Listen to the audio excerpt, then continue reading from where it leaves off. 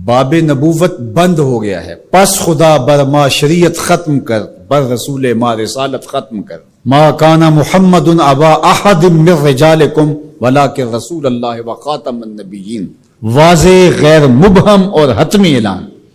لیکن اس کے باوجود بھی ایک شخص نے کہا کہ میں نبی ہوں، لوگوں نے اسے بھی مان لیا۔ نبی کا آنا ممکن نہیں ہے، لیکن پھر بھی اگر کسی نے ادعا کیا تو لوگوں نے اس کو تسلیم کر لیا۔ اور ولی کا آنا تو ممکن ہے، تو اب کوئی شخص ادعائے ولایت کرتا ہے تو اس کو اگر لوگ مان لیں تو اس پر کیا تعجب ہے؟ تو یہ بات طے شدہ ہے کہ جس چیز کی ڈیمانڈ ہوتی ہے مارکیٹ میں 2 نمبر اسی کا آتا ہے۔ تو اولیاء اللہ یہ اللہ نے عزت کے نشان بنائے ہیں، تو اس لیے بہت سارے لوگ جھوٹے مدعی ہوں گے کہ ہم ولی ہیں۔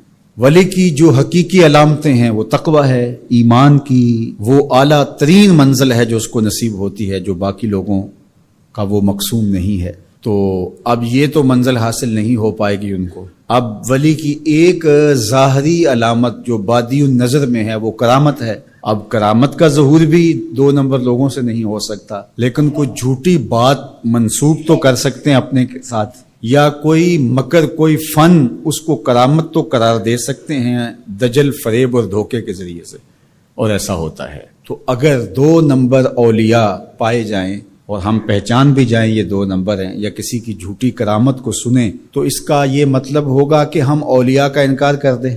جھوٹے مدعیان نبوت کو ہم پائیں، ان کا انکار کریں، تو کیا اس کا یہ مطلب ہوگا کہ 1 لاکھ کئی ہزار نبیوں کا بھی انکار کر دیں؟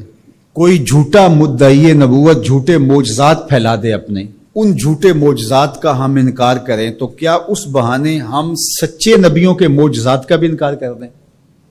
یہ تو دانش مندی ہی نہیں ہے۔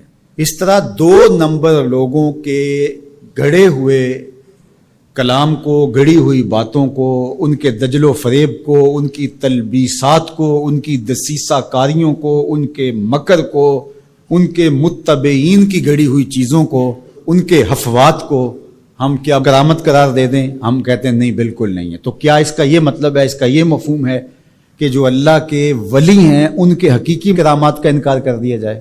جب علم سطحی ہوگا تو ایسا ہوگا۔ 2 نمبر لوگوں کی حفوات کو آپ ضرور اس کی تردید کریں۔ بزرگوں کی کتابوں کے اندر بعد میں آنے والوں نے کچھ چیزیں مندرج کر دیں۔ جب اللہ کے رسول سے لوگوں نے حدیثیں منسوب کر دیں تو کسی بزرگ کے ساتھ کرامت کیوں نہیں منسوب کی جائے گی؟ یہ ہو سکتا ہے، اس کو آپ الگ کیجئے، فن کے اعتبار سے الگ کیجئے، جس طرح محدثین نے کیا، انہوں نے چھانٹی کی، موضوع اور صحیح کو الگ الگ کیا۔ یہ تو نہیں ہے کہ ایک موضوع حدیث آ گئی تو پورے ذخیرہ حدیث کا انکار کر دیا، ایسا تو نہیں کیا۔ بہار کے راہ گلی میں راہ مسوز، اگر کمبل میں پسو پڑ جائیں تو کمبل جلانا چاہیے یا جھاڑ کے پسو نکالنے چاہیے؟ دانش مندی تو یہی ہے کہ اس کمبل سے پسوؤں کو نکال کر کے اس کمبل کو صاف کیا جائے، نہ یہ ہے کہ کمبل ہی جلا دیا جائے۔ لوگوں نے دین ہی جلا دیا۔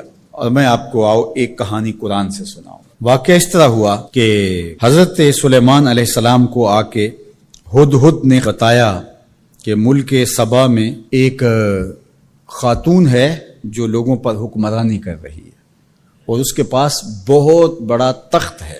اس تخت کی چوڑائی اور لمبائی علماء تفسیر نے لکھا کہ 60 ہاتھ چوڑا تھا اور 80 ہاتھ لمبا۔